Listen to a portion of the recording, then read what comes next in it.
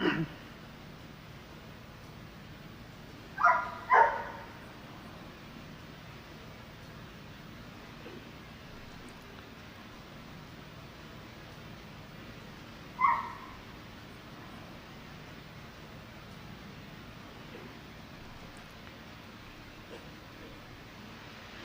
theme of today's talk is being rebirth and karma. This could be fitted in the same framework of understanding as the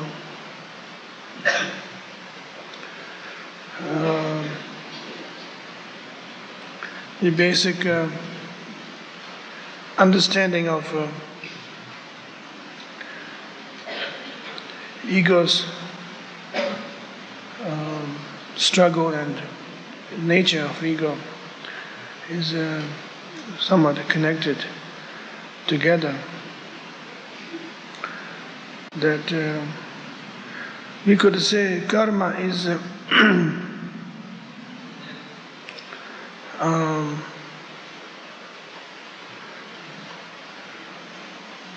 that law that governed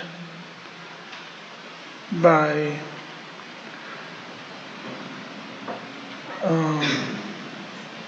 action,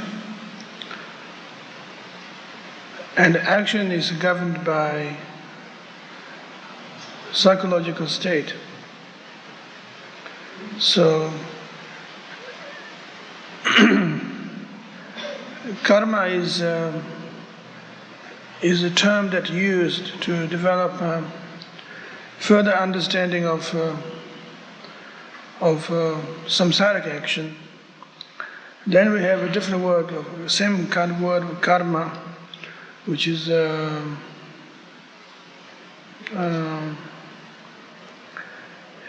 activities of enlightenment ones, which also known as a karma, like the karma type or karma quality of enlightened state of being is also action. But that action is unconditional action, interdependent, free from interdependency, and free from cause and effect, enlightened action. So the karma that we are talking at this point is we are talking about samsaric nature of karma. That is the sense of perpetual creation of entrapment, perpetual creation of neurosis, confusion, and so forth.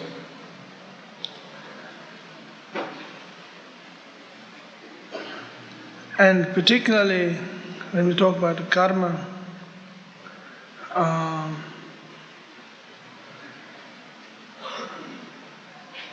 that the karma is the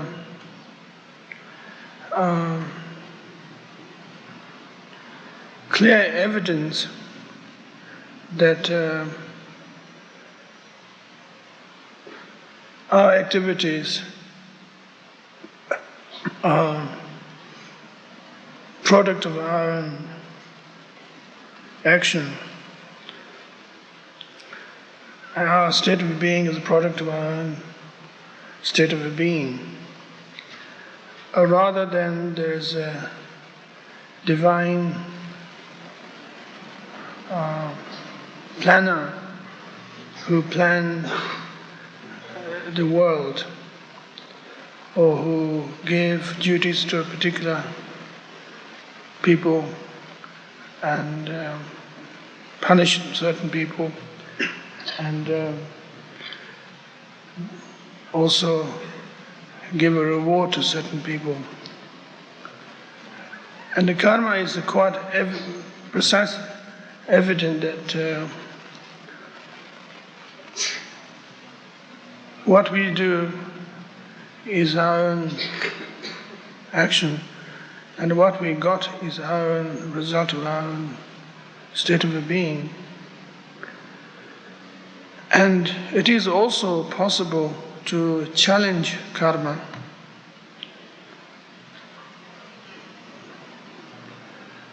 And prevent the cause and effect and the flow of karma, and channel it in the different ways of different types of karmas, the good karma or bad karma, or whatever different types of karma we might have. We can channel them into different directions, provided if you know how to do it, that it is possible. It is possible to prevent altogether karmic cause and effect that flow, and it is also possible to channel them in the different directions. So that gives us enormous hope and freedom that we do not pay any lip service to anybody, but we have to work with ourselves. According to Buddhist tradition, the karma situation is evolved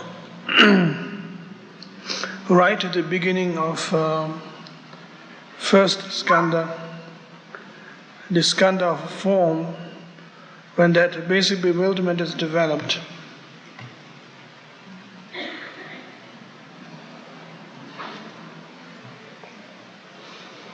That basic bewilderment of sense of separateness,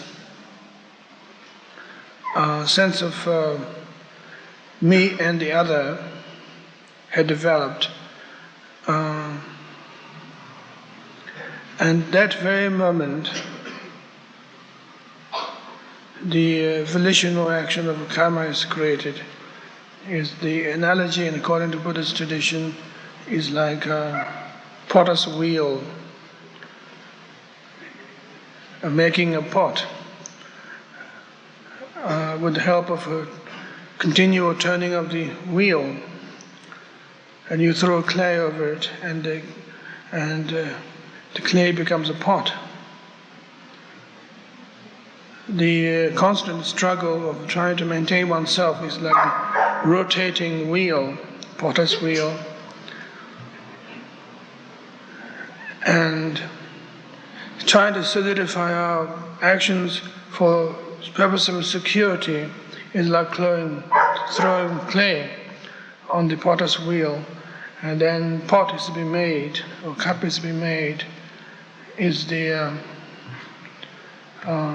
that we created our own coffin. We have created our own heaven or hell, whatever. So, the memory of our action, past action, brings a certain sense of habitual pattern that it's like described in the books, like when someone says sour or eating a lime and chewing it. Since we had already experience of eating lime and tasting sour, that our face turned into an expression, as if you have eaten lime right now. The habit formed out of memory from that point of view, and the memory of the things, certain things were pleasurable and certain things are painful, and we begin to reshape our present situation according to that habit and ape instinct, we might call it. And that habit that we have conformed ourselves in a certain particular pattern then gives birth to the next one, and that solidifies and familiarizes the whole thing. You've done twice, thrice, fourth time, fifth time. It becomes easier each time to get back. And instead of starting something new, we can go back to what we've done in the past, and that becomes easier for us to do. And frightening all kinds of things. So that pattern is developed already that way. So this is what we are called, we are governed by karma.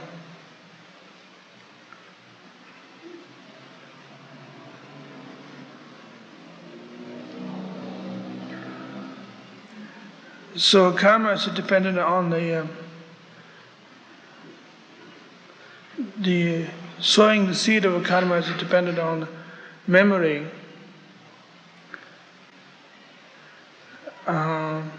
Which is has nothing to do with the past, but it's the present state of a mind, which you have a certain memory,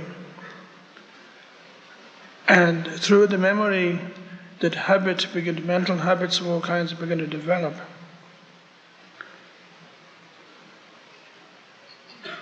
And we try to exaggerate or try to improvise better action, better course of action constantly, all the time.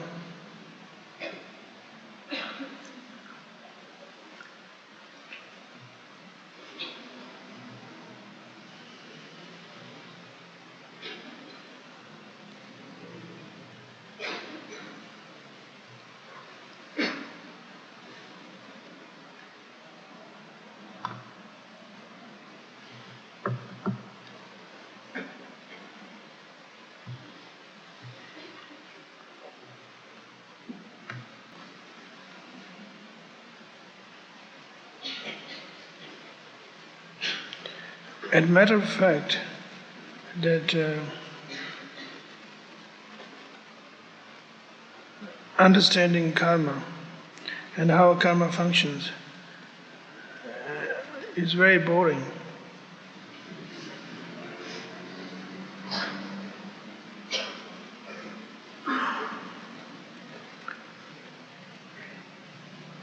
Maybe the only exciting news there is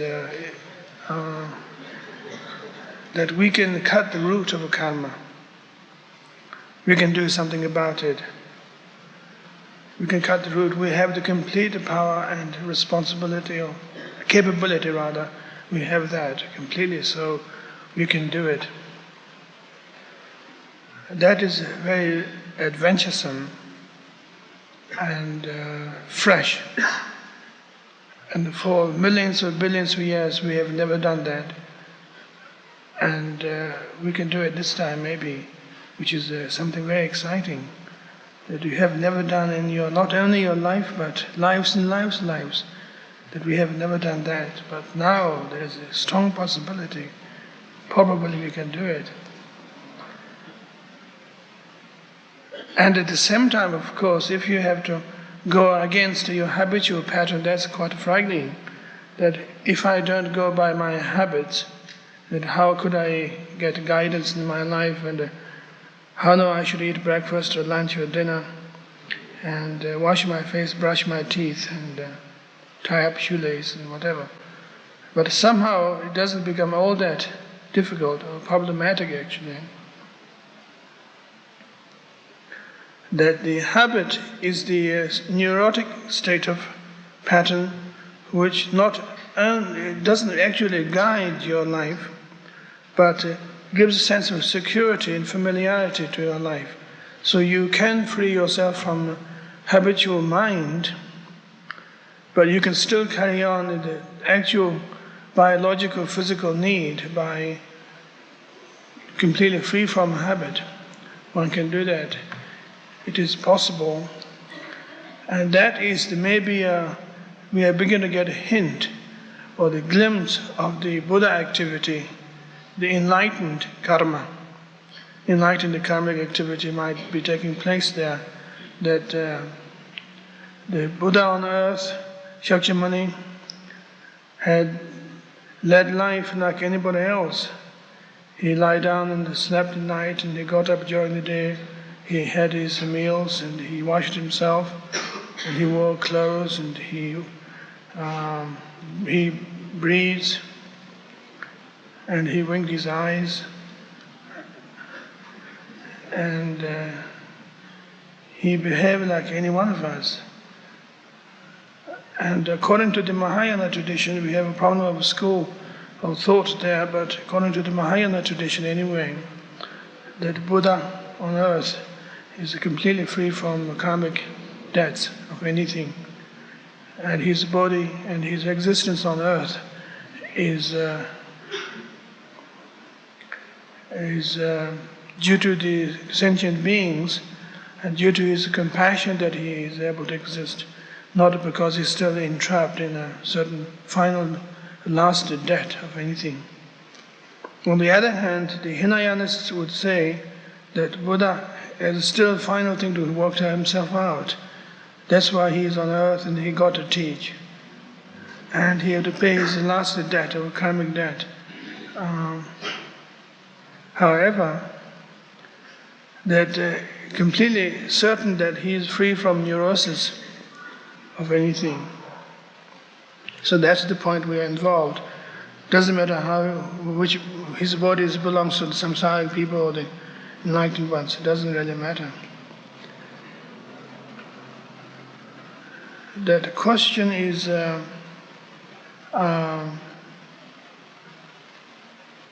there is a strong possibility to cut root of karma.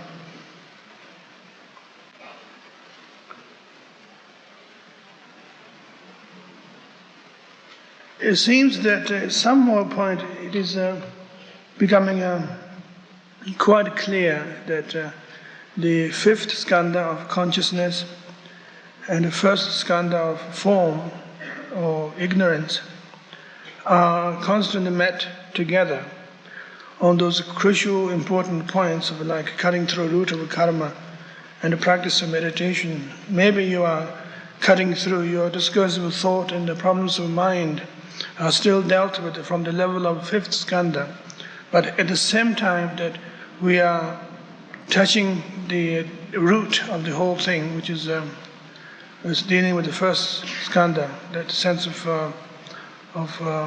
touching the verge of egolessness constantly. So that it is to be described that sitting practice of meditation, this point again, is the way to cut volitional action of karma. That in the sitting practice, you are not formulating anything further, but we are just being what we are in a very simple way. And we are not going by the instinct or the habitual patterns of mind or anything at all. We are just sitting. And that automatically brings a sense of boredom, sense of nothing's happening. And by living it, by letting us to be bored and still sitting it, does boycott the possibilities of karmic consequences.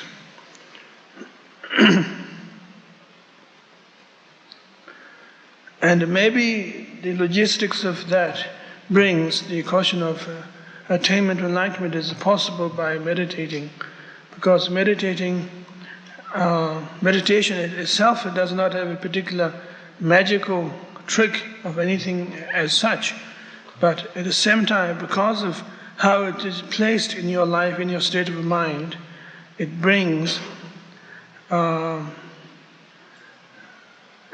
it uses up the stuff, and it doesn't bring new stuff into our state of mind, into our state of existence.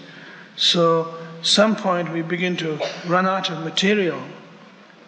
Of course, although we try to put ourselves back to the square one, in the ordinary daily life situations, when we are not aware of ourselves, we're constantly putting and collecting further supplies, but we have done that anyway. But if there's some little gap we don't do that, that seemed to be very powerful, a very important one, and extremely powerful one.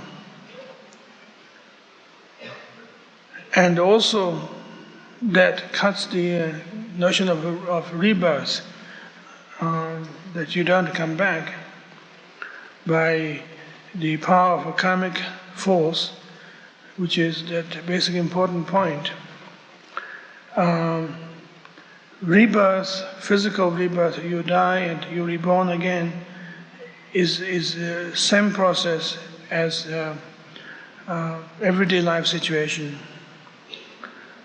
That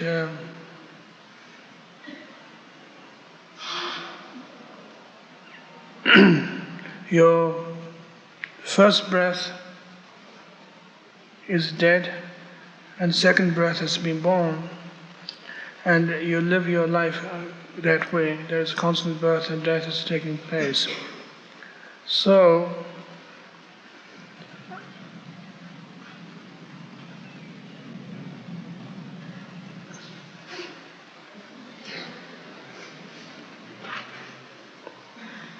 similarly, the physical rebirth of seeing future parents and being in a state of suspension, which is known as bardo, and then sense of fear of loss of body, loss of relatives and possessions and so forth, and then sense of clumsiness of having body, and then sense of relief, and then sense of finally completely lost. We're looking for a new body, new situation, and depends on the level of one's neurosis. Sometimes you don't care what kind of body you have, as long as you have a body. You would like to get it back together with your body. And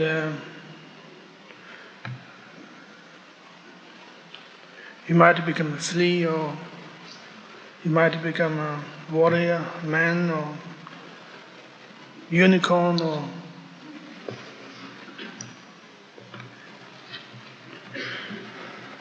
wasp.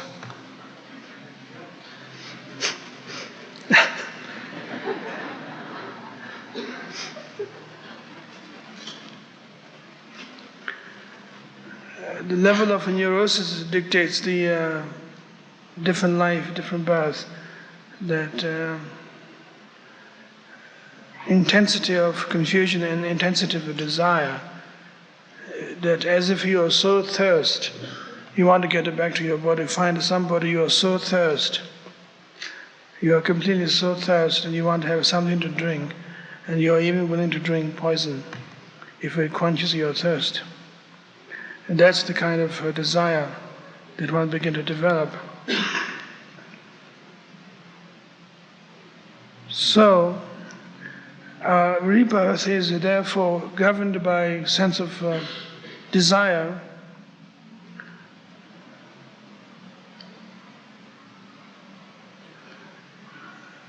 How fast you want to go, and that desire obviously comes from looking for a ground, basic ground of some security, which is connected with the first skandha.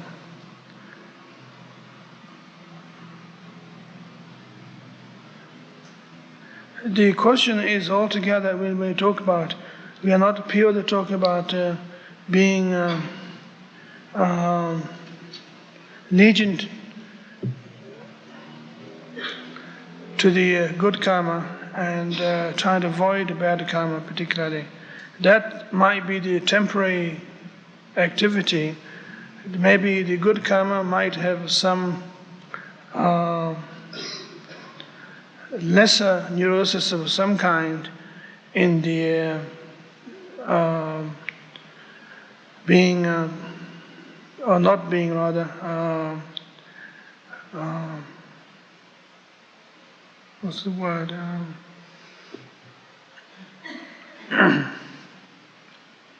Not being savage, but somewhat being cultured is on the side of good karma, and one learns how to behave, one learns one's mannerism, so to speak, that learn to behave better in a more gentle way, genteel way, is the working with the good karma, and bad karma is completely treacherous and savage, and really becoming monstrous.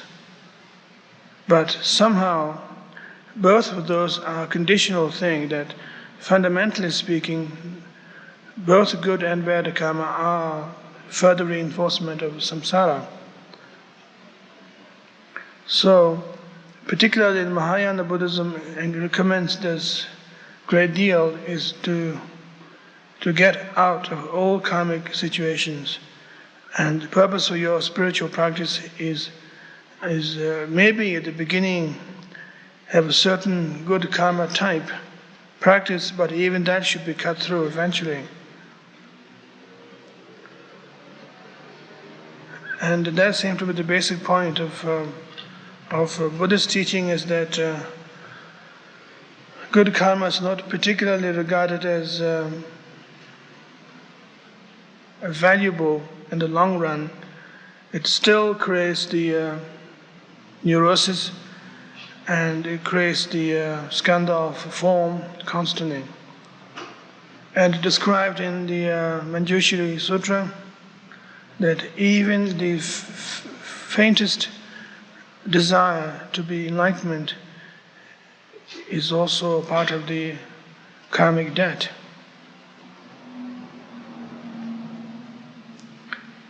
So,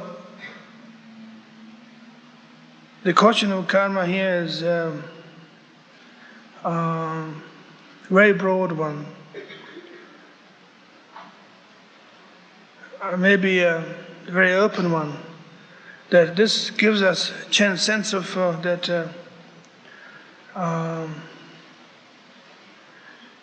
everything's up to us. That's the basic point of understanding karma, is that everything up to us, to work on ourselves. Maybe you get some help, but even though you have to work on ourselves, and the question of attainment of enlightenment is transcending from neurotic habitual patterns. In order to transcend the habitual patterns, one has to cut through the root of karma, which is the sense of security of ego, where the original basic question of karma is begin to rise. Well, I think if you talk too much of karma, we might fall asleep. We could have a discussion.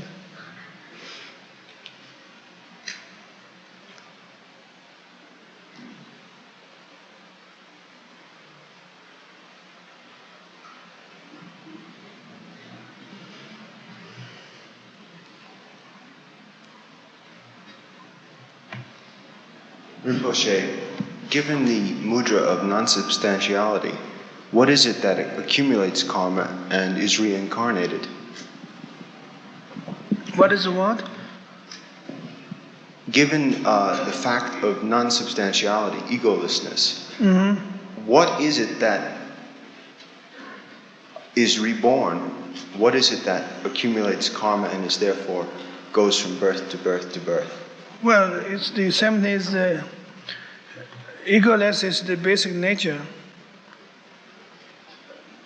Egolessness is the basic makeup. But at the same time, there is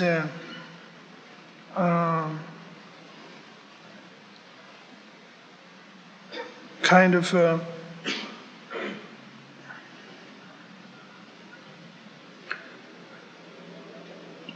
the sense of egolessness in itself becomes some kind of form. That knowing that you don't have a form, that knowing that we don't exist, we're afraid of that, is in itself false form. So from that point of view, the falsity does exist. There's some ultimate reality about falsity as well at the same time. which had to be overcome. And because of such falsity is strong there, therefore there is a non-existent stage you can camp your self-pitch or tent on. It's like camping on an ice block, which eventually or fundamentally doesn't exist. You're camping on the water, but still it's seemingly solid to you. That's why it is called illusion or rainbow, mirage, and all these metaphors. They don't exist. The mirage exists because they are non-existent. But because they are non-existent, have a very seemingly solid ground, that the logic says that the truth of samsara should be realized as false, but if its falsity is the true.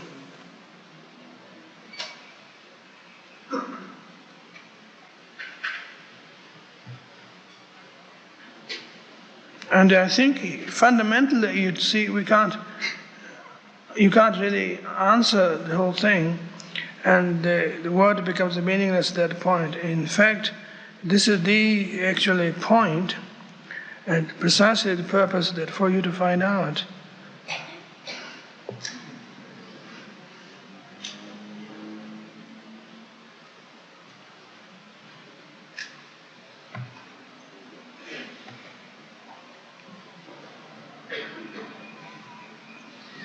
Do you remember things from your past lives?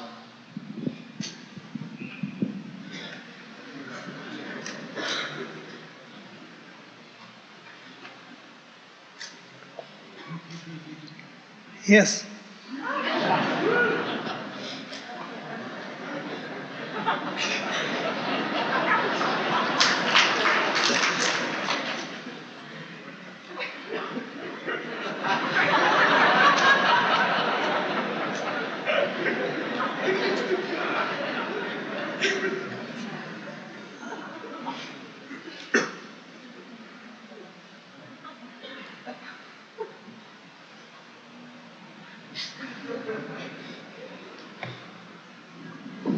When one has reached the point where one can control or overcome the desire to be in a body, then after death, what kind of alternatives are there? After death, what? What kind of alternatives are there? After death? Well, apart from having a body, do you mean? Well, actually nothing. You could hang out there.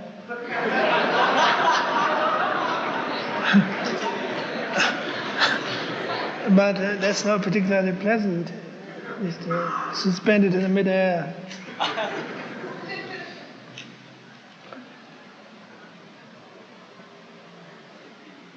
Wait a minute. I suppose the other alternative, by the way, is what's called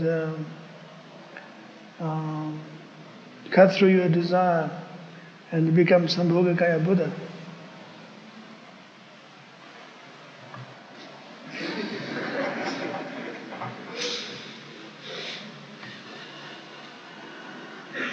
We will discuss the principle of three kayas at some point in this particular course, and so we could discuss in great detail what those things are, if you don't have any understanding.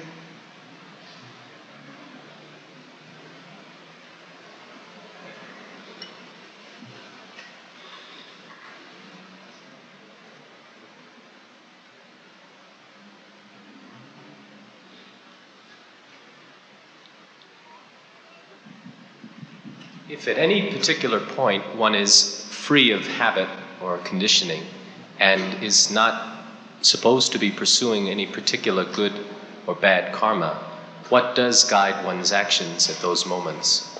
What? What guides one's actions when not pursuing good karma or any habit or conditioning? Well, I think the point there is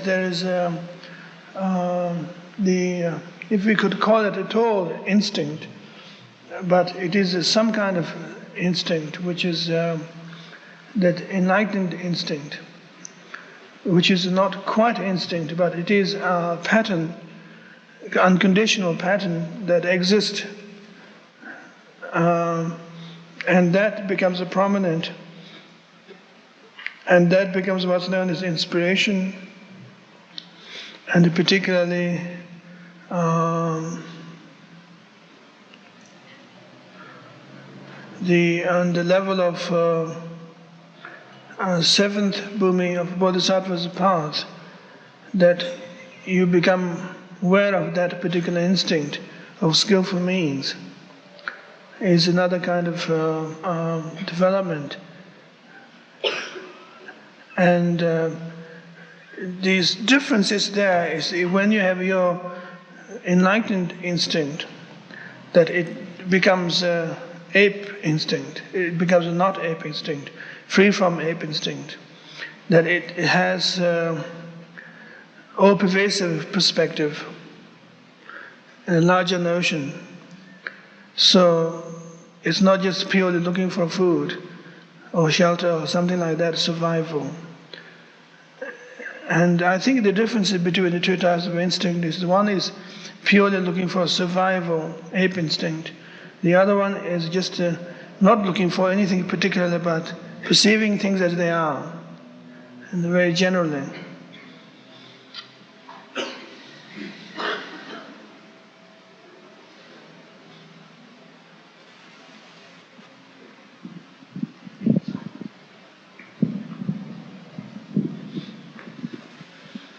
What danger is involved in wanting to serve something like a guru, and how do you go about just serving a situation?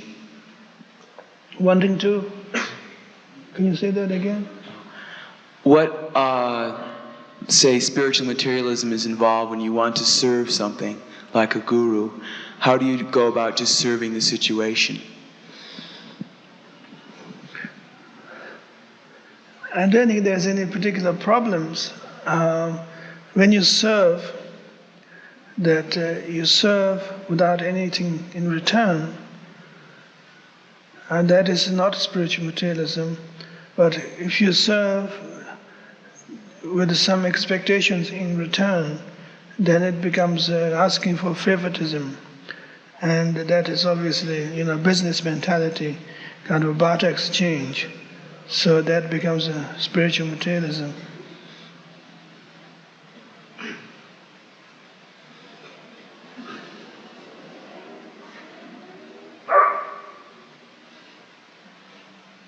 Lady of the Wall.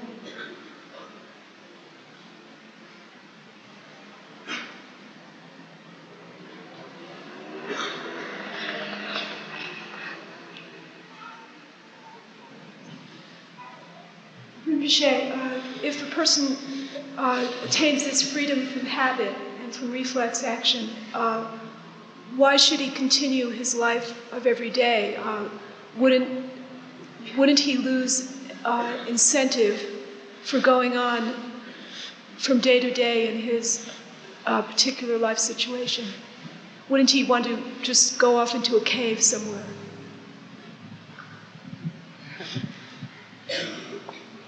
You see, the incentive to live and to be in this world is not only because you have ego, therefore you should do it. You see, this world is not just purely for the people with the ego. And this world is also a world for people without ego as well. And you might think that they are outnumbered by us with the ego, but not necessarily so.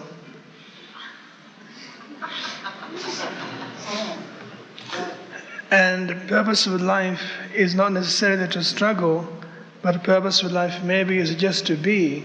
And in order to be, you have to lead life which is not at all boring. In fact, there's a lot of exchanges taking place, and there's more celebration than before. Because it's the quality of celebration and the qualities of no ground is if we may call it, is a delightful world. So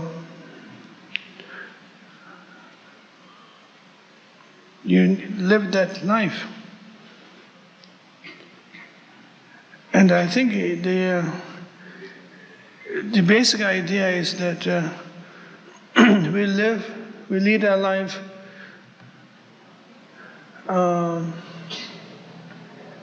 because we have to struggle, we have to achieve something which makes us occupied. But maybe that's just one side of the view. There's an entirely different approach altogether at the back.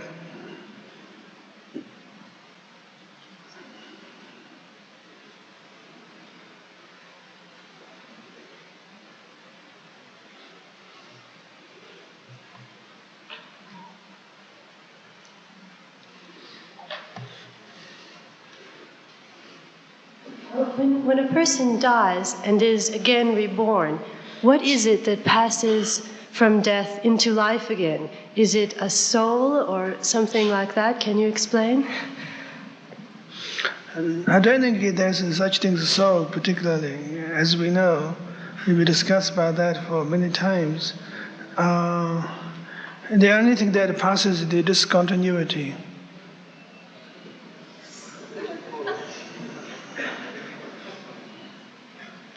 Discontinuity is also continuity in its own way. Therefore, it could continue because it could give birth. Like if you and your parents are not separate, you can't exist. And because of separateness between you and your parents, therefore you are being born. That's the very crude form of discontinuity in a family situation. You know that every one of the people in the family line is different, separate. So similarly, the same thing happened constantly in our state of being, that experience occurred and died, and then new experience were born and that also died. So that there is discontinuity is taking place.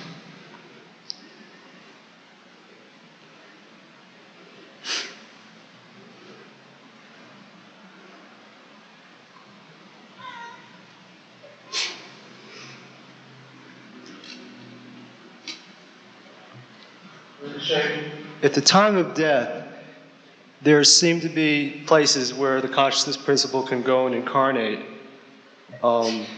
Buddhists talk about the Pure Land or Ergon, or other system of thought might talk about local planes.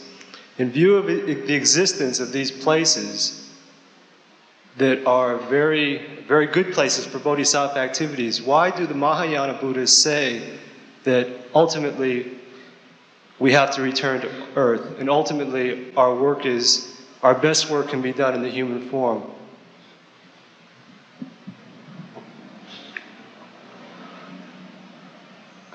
You mean instead of hanging out in heaven?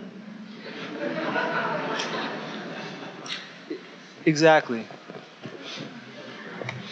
Well, for one thing, that the Dushita heaven or Pure Land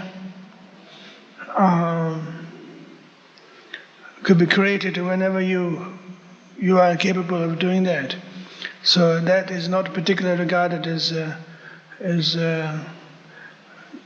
being upstairs. And it's everywhere. And that's why you be born in the Pure Land, and wherever you go, whatever you do, you are in the Pure Land. And another thing is that the purpose of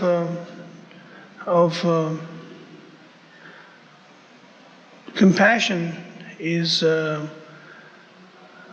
part of life force of enlightened mind, can only function within the workabilities of sentient beings, because your approach is right at the beginning. Unless I could save all sentient beings, I would not attain enlightenment. And because of such a strong vow that you'll be working with the sentient beings very hard, and consequently you find yourself enlightened. But still that power and vow continues. I think the existence of Buddha is only possible because there are non-Buddhas around, which are all sentient beings. And the purpose of enlightenment is purely to teach and help others. And Pure Land or any kind of heaven that might be described is not regarded as a place to take vacations for the Buddhas.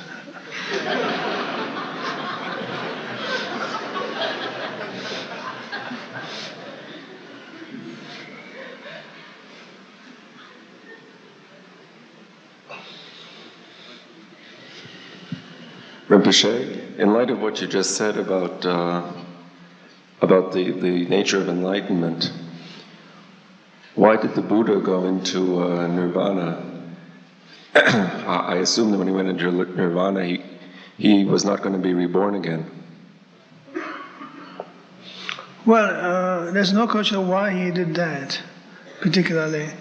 But nirvana simply means a state of complete freedom, freedom from hang-ups, problems.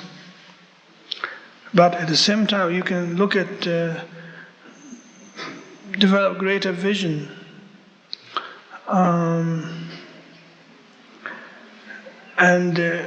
In other words, that we have to understand this very clearly, that you can't attain enlightenment with intention. And in fact, we could say that Siddhartha did not attain enlightenment. Siddhartha just disappeared. And he didn't do his good, he didn't achieve exactly what he wanted, but he just didn't exist. And there was a Gautama instead, which also doesn't exist, but seemingly exists from the reports that we receive. As far as he's concerned, he didn't exist, but the reports exist. That's called Dharma. The report is called the Dharma, or sutras, whatever you like to call them.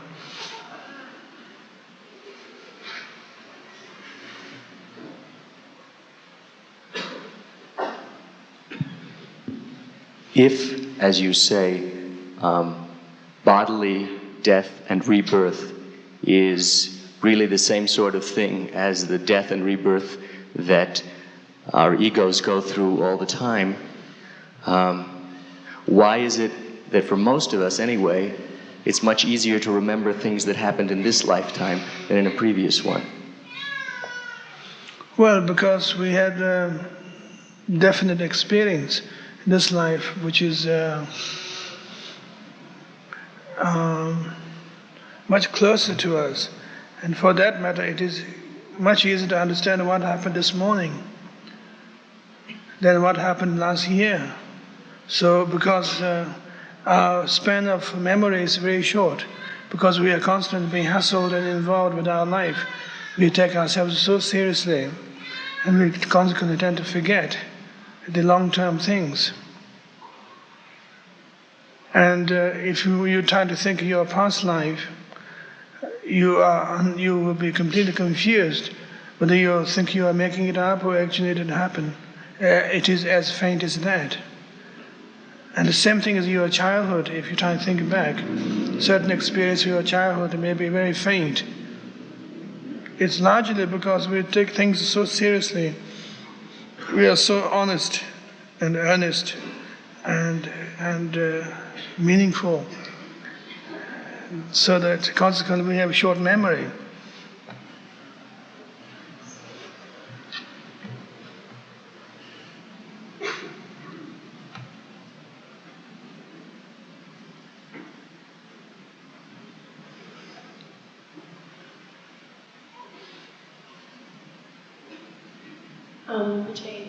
If by the time death comes to us, if we have not received realization, if we have not realized our Buddha nature, where is our mind placed? How do we keep our mind?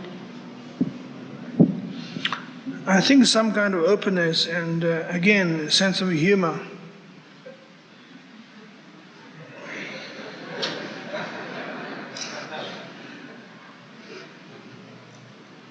Is the saving grace, if you like to call it that way.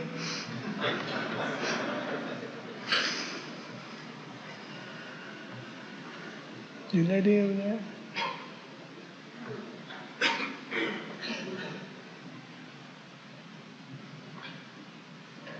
Is there anything that you could say that would be meaningful to us relative to your own personal past lives that you remember?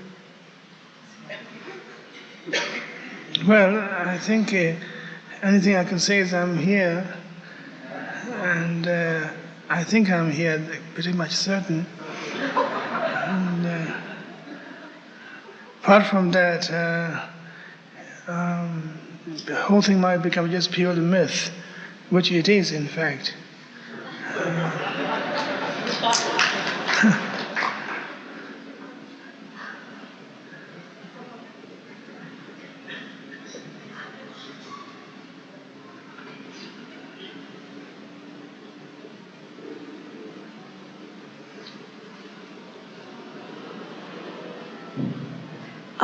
What's the relationship between morality and karma?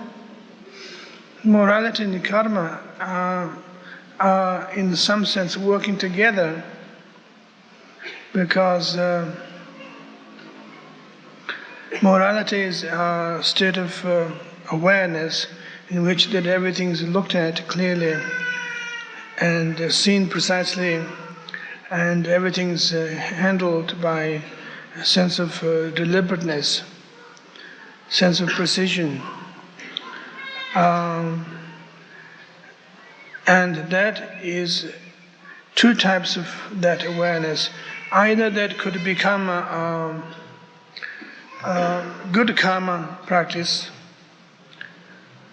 because you're trying to be good, or else it could be transcending karma at the same time. If your practice of discipline and morality does not have ego-oriented purpose, but just to be for sake of being, rather than to be in order to be good. And those are the two types of situations. That it is trying to be in order to be good is creating karma, and trying to be because you are being, which has no purpose, and it is a transcending karma approach. And the true morality from that point of view, like Shila Paramita, can only develop through practice of meditation. Otherwise, you have some object and aim. And I think one of the problems is that particularly Westerners would feel very problematic is that sense of guilt that is being built in within the conventional Christian tradition, Christian religion. The popular notion of Christianity talks about a sense of guilt, and that something went wrong right at the beginning, and we have to pay it off, and that becomes a problem. And I think that kind of morality is definitely not even being good at karma practicing particularly, but it's just arousing further neurosis, which is almost on the side of a bad karma.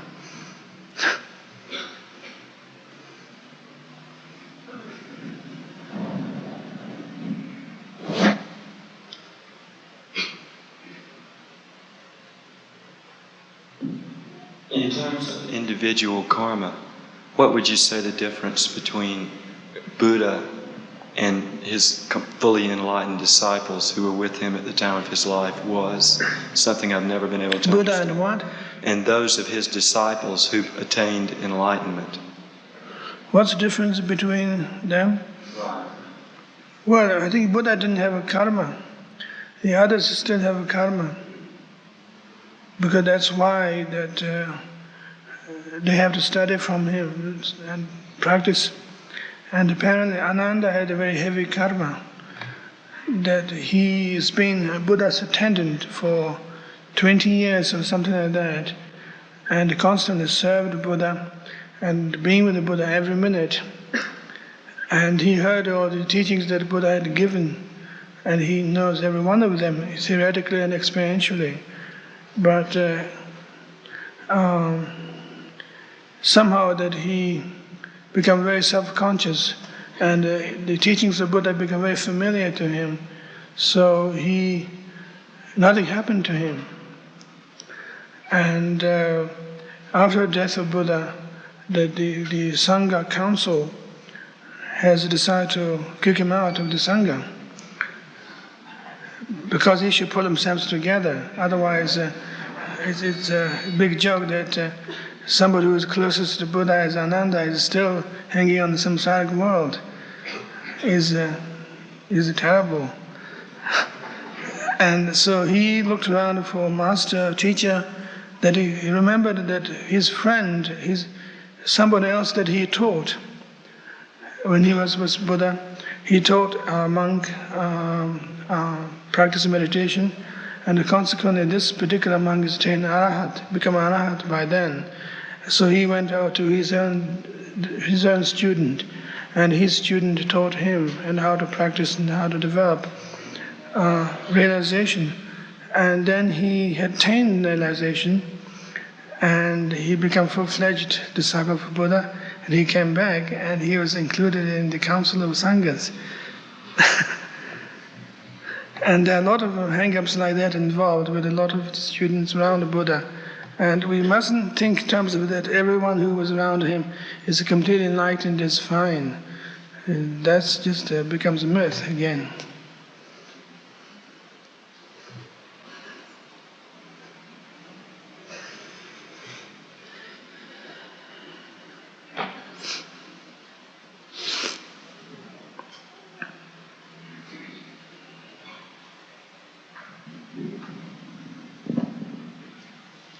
Are there degrees of enlightenment? And if there's only one enlightenment, at the moment of enlightenment is it after that just playing out karma, or can one forget and once more become identified with samsara? Well, the glimpse of enlightenment is free from habitual pattern of karma, which cuts both the effect and cause and effect simultaneously.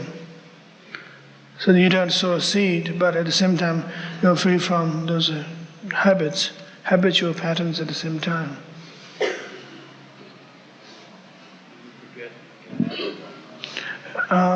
One doesn't forget as such, but you have spells of things, that you go back to samsaric normality, and then further flash comes to you, and then more frequent, which is the problem of that is that if you try to nurse it, then trying to cultivate it, then that becomes a way of pushing away. So one has to remain just to be open, rather than trying to cultivate the glimpse.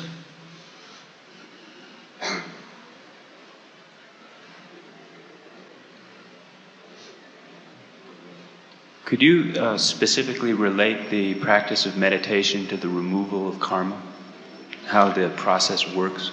Well, I thought I have done already, but I wouldn't mind repeating again. The question is,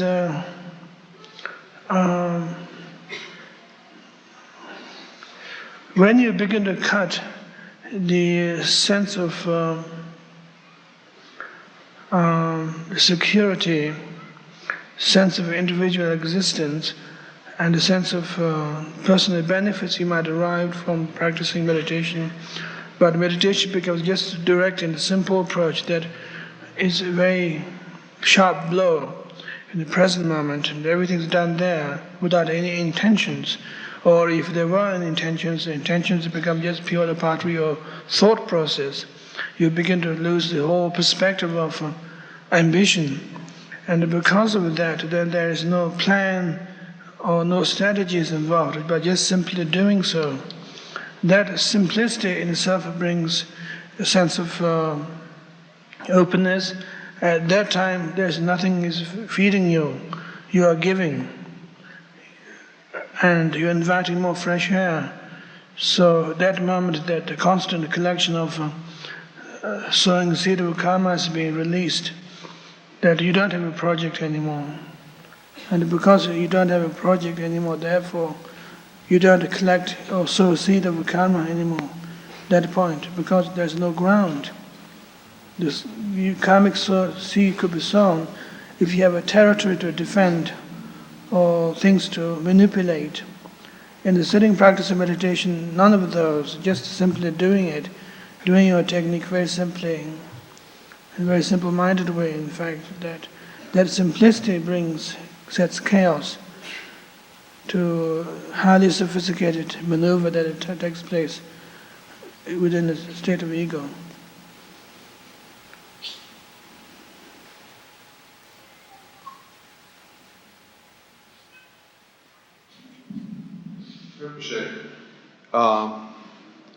If you have good karma, do you have a better chance of cutting through karma than if you have bad karma?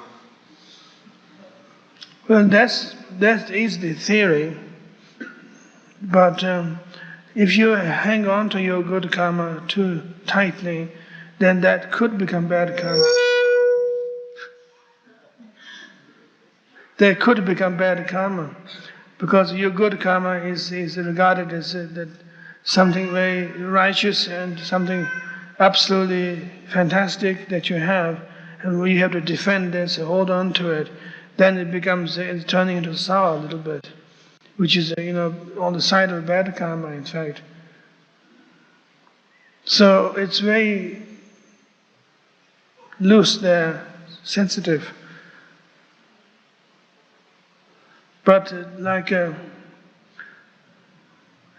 the memories or habitual patterns that you have created, like even practicing meditation, that once somebody told you how to sit and how to develop sitting practice of meditation, and you do that again and again because of your habit, and you know how to handle, how to work with your techniques and everything are also mental habit, part of karma. But things like that are regarded as good karma, which cuts itself automatically, because you have just memory to how to do it, instructions that you remember them, and the ideas that you remember it. But there's nothing more than that.